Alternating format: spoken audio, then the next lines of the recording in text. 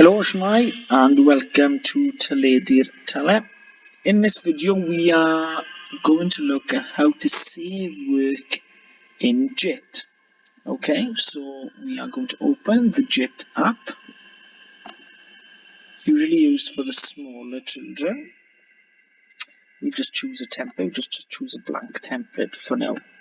Okay, so once you open a new piece of work, good practice is to always name it first. So I'm going to describe a pet. Okay, I'm going to describe my pet rabbit Ted. And what you can see here is a disk. Okay, and this saves the work.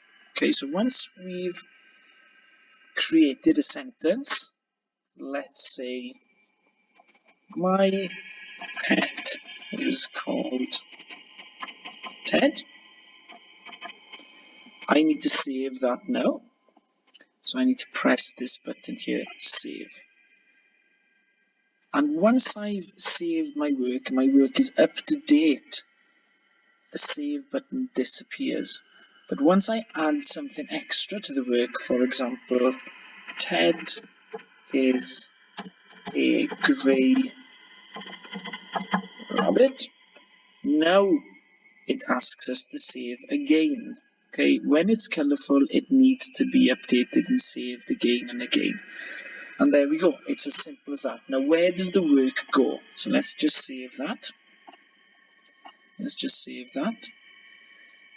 And all the work is saved in My Files. So if you click into My Files now, there we go, describe a pet. Okay, that's the work I've just created. So if I click on that, I can carry on working, or I can save it for another time.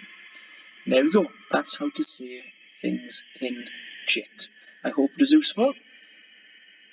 See you soon. Thanks very much.